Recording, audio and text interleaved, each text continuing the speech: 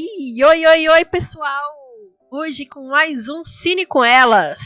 Segundo Cine com Elas. Dessa vez falando de Your Name, essa magnífica obra de Makoto Shinkai. Estamos aqui para falar de Your Name e deu o nome para Makoto Shinkai, né? Makoto Shinkai tem a fama que ele tem hoje, muito se deve ao Your Name. E ele que é autor de várias obras que a gente estava comentando aqui em off, né, Carol, que a gente gosta bastante. E dessa em específico que arrancou algumas lágrimas de muitas pessoas, inclusive Your Name parou esses dias o Trend Top. Dessa obra que tá há bastante tempo já na Netflix. Ela entrou, se não me engano, em 2017. Ela saiu do catálogo e ela voltou recentemente do catálogo da Netflix. Ela foi retirada, se não me engano, no final de 2019, no meio de 2019, entre 2019 e 2018. E ela voltou recentemente. Como a Manu estava falando, essa obra se destaca principalmente pela animação, que é marca do Makoto Shinkai, que vamos dar os detalhes técnicos, que é de 2016, né? Como eu mesmo disse, o diretor é Makoto Shinkai, responsável pela bela animação, e ele conta a história de Mitsuha, que é uma garota do ensino médio, que mora numa cidadezinha do interior chamada Itomori. Como toda garota do interior, ela está entediada com a vida dela no campo, e quer ter uma vida mais agitada, almejando, talvez, morar em Tóquio. Nessa cidade, ela é filha do prefeito da cidade e parte da família do templo ali, que toma conta do templo da cidade. E por ser parte dessa cultura, ela e a irmã dela tem que fazer o famoso Kuti Kamikaze, que é um saquê ancestral, passado de geração em geração. Ela acaba tendo que fazer esse saquê, tem que mastigar o arroz e cuspir de volta no... Cuspir, e aí ele fica fermentando como se fosse isso, né? Pra ele um saquê, virar oferenda, né? Um saquê. Oferenda dos deuses. Ela acaba descobrindo que troca de corpo com um menino chamado Taki, que também é do ensino médio e vive em Tóquio. Divide a sua vida entre escola e trabalho e vive nessa vida agitada de Tóquio, assim como São Paulo, com trânsito e pegando metrô e tudo mais. E ela acaba descobrindo que os dois trocam de corpos. Porém, a partir de uma certa data, Taki descobre que não troca mais de corpo. Eles param de trocar de corpos. O Taki resolve ir atrás de Mitsuha para saber o porquê que eles não trocam mais de corpos e conhecer ela. Ele vai atrás dela nessa cidadezinha do interior. Eu chorei todas as vezes que eu assisti dessa vez. Eu não cheguei a rever todo ele pra live. Eu vi pedaços dele, em especial os que eu achei mais importante. Não importa qual seja o pedaço do filme, se tu vê ele cortado ou não, fica vestido. Pela beleza do filme, como o filme todo é feito, ele te puxa muito a memória. Ele é um filme muito marcante, por todo o enredo dele, como ele é construído. Apesar da gente ter... Não sei se já pode comentar sobre isso, Carol, qualquer coisa. Me corta, Carol. Não, pode comentar já. A gente tem alguns personagens que são mais presentes que outros. A Mitsuha é uma personagem muito presente. Mas, em compensação, se a gente prestar atenção, o Taki, ele aparece muito mais quando ele troca de corpo com a Mitsuha. Essa é a presença mais marcante do Taki.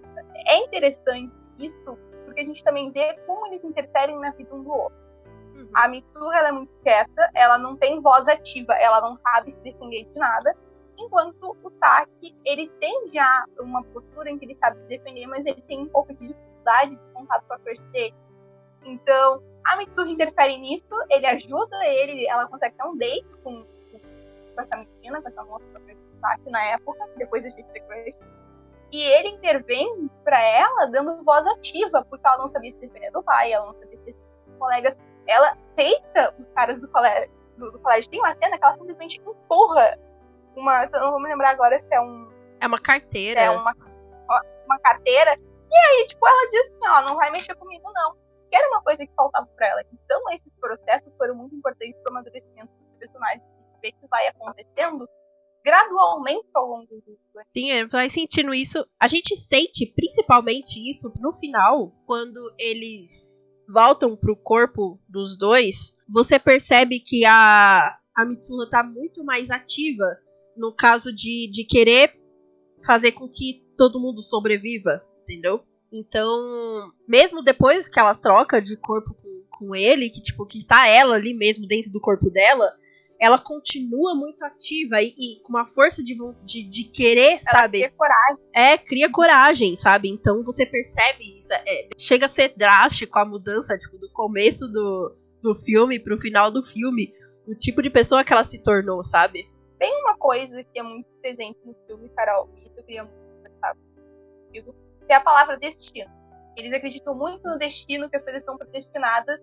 Eu acho isso muito bonito no filme, mas eu não acredito em destino. Eu sou uma pessoa que eu não acredito, eu acho que as coisas simplesmente acontecem. Tipo assim, um dia eu saí, não estava escrito em lugar nenhum que eu ia, sei lá, tropeçar, cair, me machucar, encontrar o amor da minha vida, encontrar um emprego, ser decidido. Eu acho que as coisas simplesmente acontecem.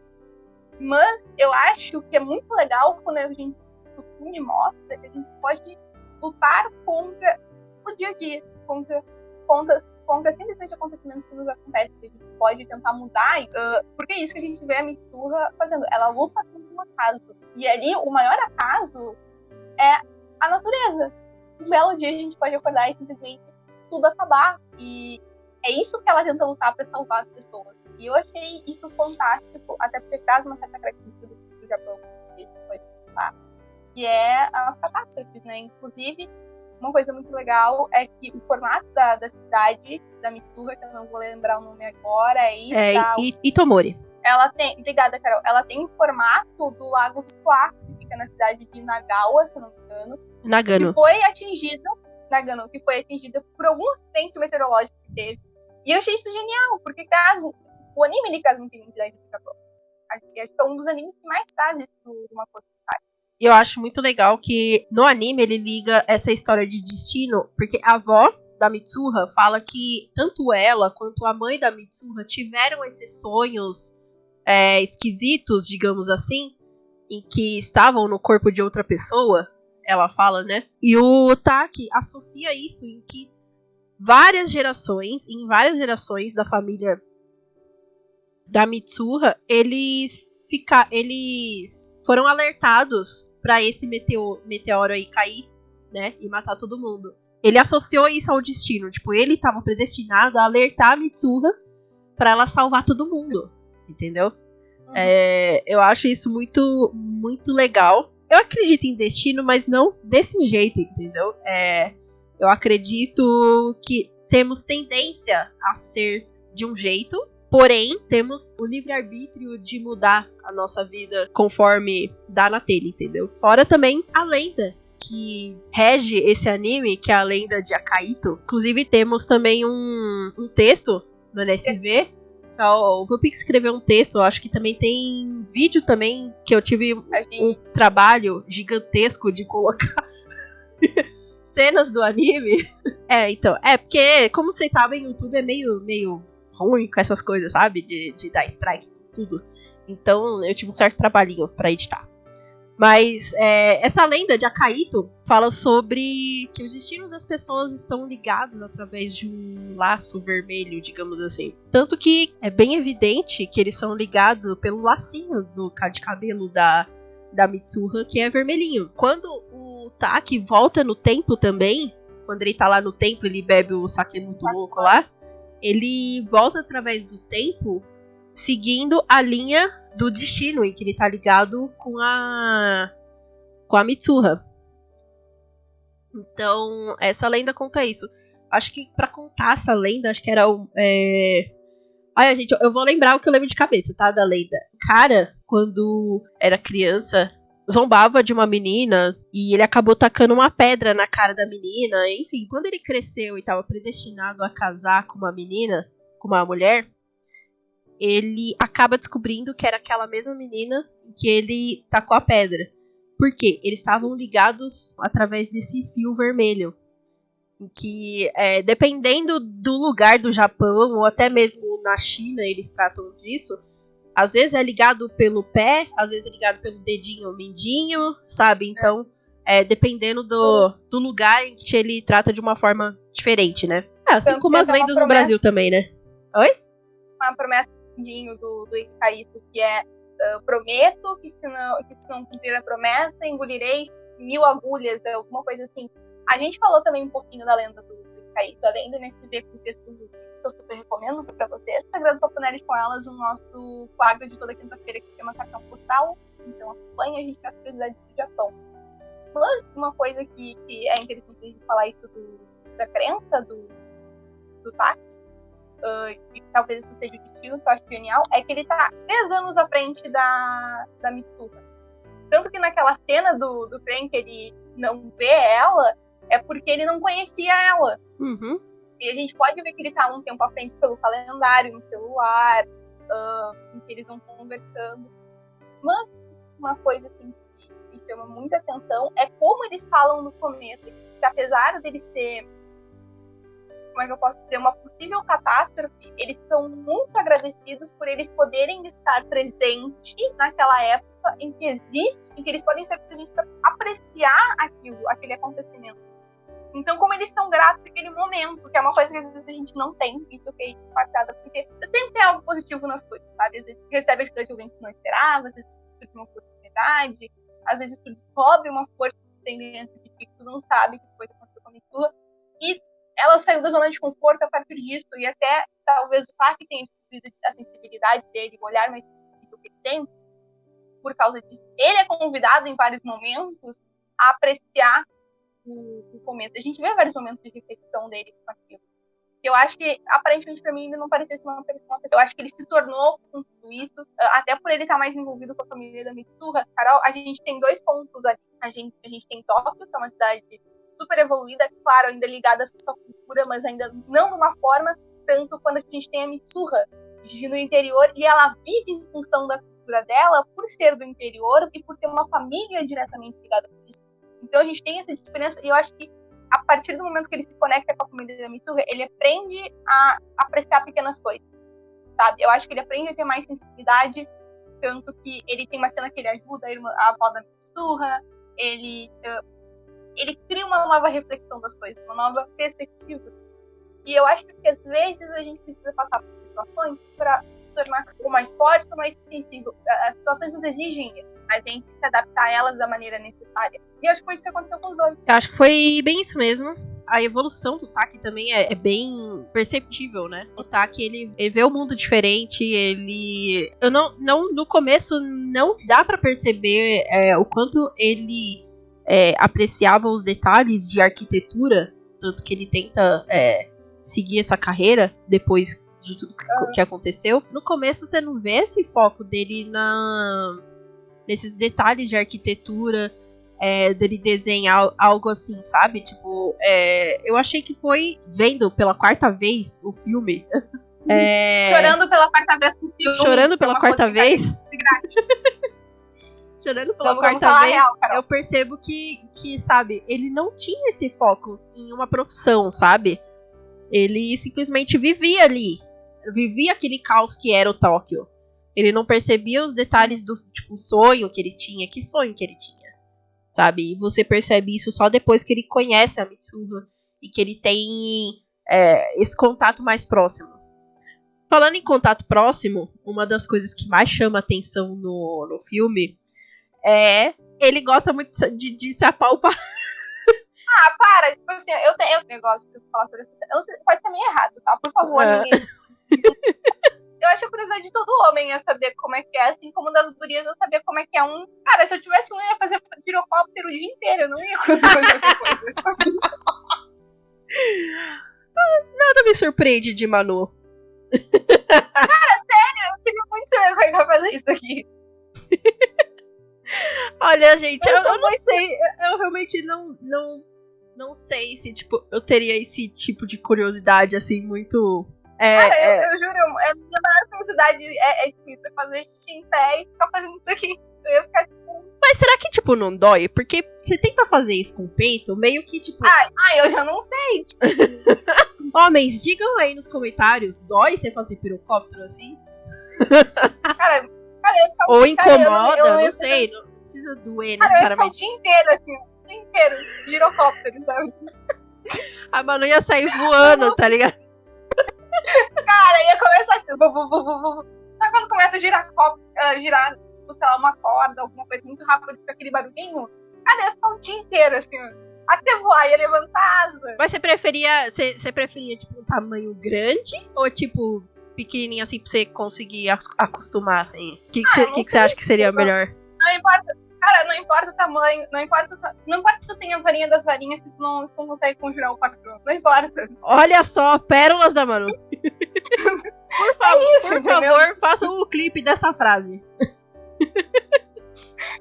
Mas eles tinham regras. A regra era não se tocar, não tomar banho. E eu achava muito legal a comunicação deles. Era na bochecha, eles se acordavam. Não, eles se comunicavam pela bochecha ou pelo braço quando eles estavam com muita raiva. E pelo celular. Pelo celular era mais... Eu achava legal que eles deixavam um calendário. Eles deixavam, hoje tem isso. Diário. E eu acho legal porque assim que eles constroem a relação deles, por esse meio de comunicação. Assim que eles começam a conhecer eles, como eles se sentem, eu acho isso muito, muito interessante. E aí a gente também vê outra coisa. Eu posso estar falando uma bobagem sem tamanho. Se alguém me perdoem, que é a inserção do tipo da tecnologia em comunidades mais distantes de Tóquio, como é que vem sendo, sabe? Porque ela ainda vive no passado, a gente vê como é que era, entendeu? Posso estar falando uma bobagem sem tamanho, mas eu achei isso muito interessante, porque é muito diferente. Eles nunca se viram pessoalmente, eles nunca fizeram videochamada, eles nunca se ligaram. É só mensagem, sabe? E eu achei isso genial, porque a gente nunca viu uma construção de relação assim em um filme. Até pra eles imporem as regras. Eu achei sensacional. Mas eu acho que eles estavam contentes com esse tipo de comunicação que eles tinham, porque já era eficiente. Então não fazia sentido ligar, entendeu? Porque eles já tinham o tipo de comunicação deles que eles já estavam confortável, que era por mensagem. Eu acho que ligação seria muito íntimo no caso dos dois, e até mesmo por ser Japão, porque eles têm um tipo de cultura muito mais fechado, entendeu? Mas ele fazia em segredo, digamos assim. Cara, mas a irmã dela pegava ela toda vez, fazendo isso. Cara, eu não duvido que ela não tenha feito. Mas então, no final... No final, ela fala assim, mas você fica pegando, se apalpando, né? Me apalpando. Não lembro o que ela falou. Aí ele falou assim, não, mas foi só uma vez. Porque a irmã dela contava, a irmã dela saia correndo pra contar pra avó, lá, fulana tá se apalpando. E eu garanto, só que eles não podiam mostrar no filme que sim, ela fez girocóptero, com certeza. Só mostrava ela saindo do banheiro, no corpo do Taki. Não, deve ter ficado, fez o xixi e ficou horas lá no banheiro, tirando o varão de Jeová, que eu sei. Nossa, o varão de Jeová. Acho que isso foi o nome mais diferente que eu já vi na vida. Ai, meu Deus. Tem mais algumas curiosidades, que, por exemplo, o restaurante que o Taki trabalha, que ele conhece a menininha lá, Okudama. Enfim, a menina que ele gostava no começo se chama Giardino delle Parole. É basicamente Jardim das Palavras, em italiano. Que é outra obra de Makoto Shinkai. A gente até comentou sobre o filme em uma live do Papo Comédia com elas lá no Instagram. Tanto Jardim das Palavras quanto Your Name, como a gente falou no começo, destaca pela animação. Gostaria de falar um pouquinho sobre a animação, antes de falar dos prêmios que esse filme ganhou, porque é muito bom que você assista em HD, porque você vai perceber a qualidade que é essa animação. Mesmo você não assistindo em HD, se você prestar bastante atenção, você consegue perceber. Por exemplo, textura de concreto. Quando mostra cenas de Tóquio, os carros andando, você vê o concreto, falhas no concreto, a textura. Quando você vê o Taki saindo do apartamento dele, que mostra ele olhando o céu e... acho que era olhando o céu, não lembro, alguma coisa assim. Você percebe a textura de cimento que tem aquele corredorzinho do apartamento dele. Quando você tá na floresta, você percebe todas as folhas. Cada folha de um jeito diferente, a tonalidade diferente. A água é perfeita. Uma coisa que eu reparo muito em animação primeiro, a animação de carro. A animação de carro é incrivelmente difícil de se fazer. Incrivelmente difícil de se fazer. Quem assistiu Initial D, esse é um anime muito bom. A animação de carro deles é horrível. Mas, uma coisa que eu reparo, carro é muito difícil de se animar. Água é difícil de se animar. Muito difícil. E fogo. Então, as cores que tem, sabe? As tonalidades de tudo que tem ali na natureza da cidade de Tomori e tudo. É muito perfeito. Muito perfeito. Outra coisa que se destaca bastante é a iluminação. Você vê pontos de luz no rosto das pessoas. Você vê pontos de sombra. E isso geralmente não tem muito anime, sabe? Simplesmente coloca ou, sei lá, você tá na sombra, bota tipo a cara toda escura, ou você tá na luz, bota tipo muito brilhante. O céu, que é maravilhoso também. A parte que mostra o cometa caindo. É lindo, lindo demais, lindo. Eu acho que é uma das principais coisas, assim, principalmente na parte da natureza, é que destaca do Makoto Shinkai. Ele gosta de colocar cenas bonitas, bem animadas e quase que reais. Tóquio também parecia maravilhosa, né? Parecia maravilhosa. Não, eu achei linda a animação de Tóquio, mas foi muito bom falar isso, porque uma das assinaturas do Shinkai é a animação dele, porque ele trabalha muito. Tem outro filme dele, falou aqui, que é o Jardim das Palavras, dele. E eu gosto do Jardim das Palavras de 55 segundos mais do que Your Name. Eu gosto muito de Your Name, mas eu gosto mais desses dois. E pra mim, a animação de Jardim das Palavras também é de uma delicadeza maravilhosa e também trabalha muito com água. Mas Your Name, pra mim, foi a assinatura definitiva do trabalho do Sky. Foi ali que ele realmente assumiu a identidade dele. Porque a gente tem eu ainda não vi o último filme dele que saiu, mas eu vi que lembra muito. E realmente, assim, a partir do Your Name, ele assumiu aquela identidade de como trabalhar com produção. E eu gosto muito da tonalidade das cores, como elas são trabalhadas no filme, a textura. E a gente pode ver que elas vão indo do degradê quando necessário, como ele trabalha isso para dar característica, inclusive, trabalhando em cima das personalidades dos personagens. Para mim, foi ali que ele assumiu realmente essa minha personalidade para trabalhar em cima disso. Então, ele tem também esse trabalho muito parecido para trabalhar com fluidez. A gente tem muita fluidez no movimento dos personagens, até na movimentação do cometa, como fica a luz, como os traços de cores, que são cores mais neon. Dá pra perceber isso também quando ela cai. Lembra quando ela cai, na rua? Uhum. É muito... Até com as lágrimas no rosto. Sim. E essa fluidez, eu vejo que é um trabalho bem diferente da fluidez que ele trabalha já em 5 centímetros por segundo. Também tem influência nos 5 centímetros que cai as folhas de Sakura. Também, ele trabalha com a fluidez de muito, muito bem. Ele tem um trabalho do esplêndido, mas ali pra mim ele assumiu a identidade dele definitiva. Eu gosto que ele trabalha com essas influências. Né? Então a gente vê o traço do cometa, a cor, e eu gosto muito que ele trabalha isso com cor neon. O cometa é uma cor neon, é um rosa mais... Pode chamar de neon. É, uma rosa mais neon, pink, né? Não é pink, mas tipo, é algo que brilha, digamos assim. O filme gastou 7,5 milhões de dólares. Levou cerca de 2 anos para ser feito. Só que arrecadou 25 milhões de dólares. Passando até os filmes do Ghibli. Você vê como foi o sucesso. E fora isso, né? Até mesmo porque eu vi esse boom de Your Name com pessoas, digamos, não otaku, sabe? Pessoas assim que viram, nossa, que tinham aquela visão de que animações são pra criança, sabe? E acabaram assistindo Your Name e ficaram impressionados com a qualidade de animação, com a qualidade de enredo, sabe? De história. Porque, enfim, apesar de ser uma história, digamos, leve, não é uma história exclusivamente pra crianças, entendeu? Não é história infantil que tá tratando Your Name. Ela traz muita reflexão.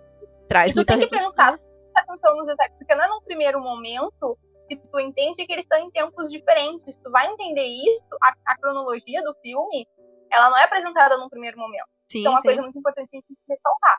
A cronologia do filme é apresentada mais pra frente. Tu só vai entender isso mais adiante. Então, acho que para uma criança pegar tudo isso é mais complicado. Eu ver uma coisa que tá na nossa listinha e é uma coisa que eu já tinha reparado e tava no que eu anotei, que é o cabelo. Mulher, porque a gente tinha anotado, ela cortou como se fosse quebrar um vínculo, mas a gente pode ver isso em várias obras, isso é muito comum. Carol, por favor. Mulher, quando acontece alguma coisa, acontece vincular de alguém com início ao novo ciclo, ela muda o cabelo. Sim. Ela corta ou ela pinta. E eu acho que ali, ela não corta necessariamente um vínculo amoroso, mas ela corta um vínculo daquela menina fraca que ela era. Eu acho que isso é um start pra ela, sabe? Tanto que a gente vê ela perdendo vergonha das coisas que ela fazia, eu acho que ela perde um pouco isso, dela ter esse vínculo tão forte com a cultura. Eu acho que ela fica mais empoderada para enfrentar as pessoas, para enfrentar o pai dela, porque ela tinha uma relação péssima com o pai, isso é uma coisa que vale ressaltar. A pessoa mais próxima que ela tinha ali era a avó e a irmã. O pai estava nem aí para ela, então eu não vejo necessariamente, como algumas pessoas comentaram, que teve uma quebra de vínculo amoroso, mas sim um reinício, um recomeço para ela.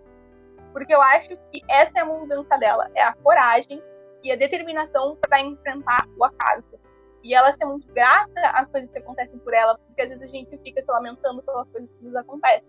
Mas essas coisas nos fazem evoluir.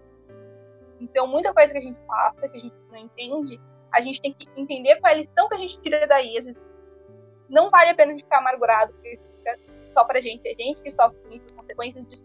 E eu não vejo ela em nenhum momento amargurada com as coisas que acontecem com ela. Eu acho que no início ela é uma menina super fraca, e a gente vê esse desenvolvimento dela pra ser alguém que luta pelo acaso. Ela não aceita o que vai acontecer com ela porque ela tem uma solução. Então ela peita os medos dela, ela questiona o porquê ela tem que viver aquilo, já que tem uma solução para isso. Então, para mim, esse é o simbolismo dela e é por isso que eu gosto demais dessa personagem. Vamos então para o final. O final que eu acho que foi... me lembrou muito um termo que o povo usa bastante antigamente, é que, nossa, que cidade pequena, né?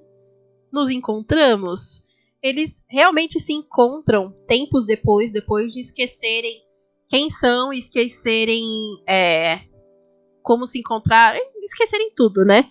Eles tinham a sensação de que... Os dois tinham a sensação de que estavam à procura de alguma coisa, mas não lembravam do que era. E num encontro super casual ali, mega casual, na verdade, no metrô, eles lembram que estavam procurando alguém. Que, ou, na verdade, o que eles procuravam era uma pessoa. Mas não lembravam, tipo, se olham estranhamente com a sensação de que era um rosto conhecido. E resolvem um atrás do outro. Do que eu demorei muito pra entender que ele desceu numa estação, ela desceu em outra, e os dois voltaram pra estação anterior a pé. Eu demorei demais pra entender que era isso. Porque eu pensei assim, nossa, como assim? Tipo, do nada eles se encontraram no meio do caminho. Mas não, é porque ele tava indo pra uma estação à frente e ela pra outra estação. Aí o que eles fizeram? Eles desceram nas estações opostas, né? Cada um tava indo pra um lado oposto. E foram correndo se encontrar nessa estação, entendeu? Só que eles foram a pé. Eu preciso encontrar alguém. Não, ele tava atrás dela mesmo. Porque ele falou assim que era um rosto conhecido. E ele queria saber o porquê. Porque mexia demais com ele o rosto dela, entendeu? E ela também, né? Então eles foram correndo atrás do outro. E foi a melhor cena, assim, de final. Que foi a cena que eu chorei. E choro demais até hoje. Deles se encontrando na escadaria. Ele subindo. Os dois com a cara de desesperado de quem correu pra caramba. Aí eles olham assim um pra cara do outro e... Vou subir. Ele ia subir na escada, ela ia descer na escada. Não... Como se estivessem ali por acaso. Depois viram um pro outro e falam... tipo, não te conheço em algum lugar? Seu rosto é conhecido? E aí que você vê que o quanto eles estavam destinados um ao outro, sabe? De Tóquio ser uma cidade gigantesca e cheia de pessoas. E mesmo assim eles conseguiram se encontrar 8 anos depois, sabe? Quer dizer, não 8 anos. Pra ele, 5 anos foi 8. 5 anos pra ele e 8 pra ela. Foi a melhor cena, perguntando, uma cena comum até, né? Tipo, você vê uma pessoa... você vê uma pessoa que aparentemente tem um rosto conhecido e você pergunta o nome. Mas o significado da cena pra gente que viu a história inteira dos dois é realmente bem marcante, bem, digamos, emocionante. E uma coisa legal que a gente vê na cena é que eles conseguiram o que eles queriam. Dá pra meio que entender que o Taki ele consegue ser advogado, porque ao longo do filme a gente vê que ele vai dividindo o sonho dele de ser advogado, não, de ser arquiteto. Ele divide o tempo de estudo com o tempo que ele troca de corpo, com o tempo de treinar para ser arquiteto, com o trabalho. Ele tem realmente a rotina de um estudante japonês. E ela conseguiu ir para Tóquio, que era onde ela tanto queria. Então a gente vê que eles conquistam aquilo. Então eu não considero bem aquilo um final. Eu considero muito aquilo um recomeço dos dois, sabe? E ela tava de cabelo diferente. Ela tá com cabelo diferente, o cabelo cresceu, ela tá mais velha.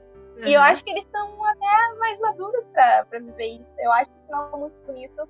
E eu acho que muitas vezes a gente tem aquele feeling que a gente conhece alguém e essas pessoas mudam realmente a vida da gente. Pode parecer loucura, mas todo mundo já deve ter conhecido alguém assim. Eu não quero acreditar que não. Várias religiões explicam como sendo vidas passadas ou pessoas predestinadas. Existem várias explicações em várias culturas, em várias religiões. Eu gosto de acreditar que é um pouco de tudo, sabe? Que sei lá, talvez sejam vidas passadas, talvez seja, sei lá, talvez seja um encontro de dimensões. Eu acho que Einstein acreditava que existem... Mas foi provado esse ano que existem dimensões diferentes, então eu já não sei. Então, existem várias dimensões, então talvez você esteja reencontrando uma pessoa que você conheceu em outra dimensão. E sabe, eu gosto de acreditar que é isso, mas eu não baseio isso na minha vida inteira, sabe? Tipo, é óbvio que quando você vê uma pessoa com rosto conhecido, assim, você realmente fica, nossa... Eu já vi essa pessoa em algum... E fica te incomodando. Nossa, eu já vi essa pessoa em algum lugar. Isso já me aconteceu demais em evento de anime. E eu discretamente sigo a pessoa. Até onde me dá na telha, assim. Tipo, sabe? Se eu tenho alguma outra coisa pra fazer... Stalker. Se eu tenho alguma outra coisa pra fazer, eu deixo e sigo o que eu tenho que fazer, minhas tarefas. Mas se não tenho nada pra fazer, eu fico... Caramba, eu conheço essa pessoa de algum lugar e fico seguindo até eu tentar lembrar de onde que vem. Eu sou muito boa com rostos, mas não tão boa com nomes. Então, é meio complicado pra eu lembrar nome. Então, às vezes eu conheço a pessoa, sei lá, dessa própria vida, entendeu? E às vezes eu não lembro. Mas enfim... É gostosinho de acreditar. É confortável, digamos assim, você acreditar que tem um indício que você é predestinado a alguma coisa ou a alguma pessoa. Eu acho que é confortável. E por ser confortável, talvez foge um pouquinho da realidade. A gente pode falar que o tempo é muito presente. A relação com o tempo, né? A gente vê isso também em 100 centímetros por segundo, que tem essa referência no tempo, e tem a linha cronológica que vai indo de ano em ano, e ele se situa melhor do que o início de Your Name. E eu acho que essa confusão no Your Name no início é proposital, pra te entender. Já no 100 centímetros por segundo, tu precisa te situar pra te entender o impacto da história. Uhum. Então, ele precisa ser mais correto. Já, eu não vou mentir, eu posso ter uma interpretação de tempo muito errada em Jardim das Palavras, que a gente vê a questão do tempo a questão do tempo meteorológico, sabe? E a questão do trabalho, né? Eu vejo muito isso ali. Mas a gente vê também porque tem a parte do início, quando ele é estudante, quando ele se forma, quando ela sai do trabalho e ele quer sim. Né? A gente vê isso também, mas de uma forma mais discreta, eu acho. Bom, acho que é isso, gente. É um filme muito bom. Deixamos a recomendação. Ele está dublado na Netflix. Digamos que muito bem dublado. Porque tem algumas coisas que você só percebe entendendo um pouquinho de japonês. Como, por exemplo, quando eles trocam de corpos e a menina fala no dialeto, os colegas do TAC percebem, tipo, por que você tá falando esse tipo de palavra? Né? Que estranho, né? E eles conseguiram passar muito bem isso na dublagem. Não é uma dublagem que, digamos assim, que tem piadinhas e coisas assim, muito regionais, digamos. Não é regionais, mas tipo, que trata do nosso tempo. É uma dublagem bem atemporal. E muito boa de ouvir, viu? Tem algo a comentar sobre a dublagem? Você viu dublado ou não? Eu não vi dublado. Nunca vi dublado. Nunca vi dublado ele, então não sou capaz de opinar. Ah, que pena. Dublado tá muito bom também. Dá pra chorar. Não foi nem por preconceito por ser dublado nem nada, não tem isso. É porque realmente nunca, sabe quando tu já está lá, vou ver como é que é dublado. Dá pra chorar em português. A Carol chora com todos os idiomas. Todos os idiomas, gente. Realmente, não tem como. A pessoa muito emotiva. Eu acho que é isso. Fica aí a nossa recomendação. Para os otakus e não otakus. Que eu acho que é realmente uma obra-prima para você mostrar para quem não conhece sobre animação japonesa. Para quem tem preconceito com a animação japonesa. É bom de você mostrar. Só que é bom avisar também pra não ficar muito iludida, né? Porque aí a pessoa vai achar que todo anime é desse jeito. Todo anime é bonito assim. Nem todos são tão... Olha, não é porque é bonito que é bom e não é porque é feio que é ruim. Sabe? Isso. Tem que saber ali dosar as coisas. Até porque ele te ilude muito a questão todos os filmes do Kai, que já vem colocando a produção dele. Muitas cenas parece que é uma foto. Sei lá, pela qualidade. Então, às vezes, pode confundir se entra nesse aspecto pelo Your Name. Aí você pausa um frame de Naruto. Aí tem um Sasuke parecendo... Parece... Cara, é muito estranho aquela cena. Tem um frame que parece que o Sasuke tá com a bunda de fora. É muito estranho. Olha, é muito bizarro. Então é isso.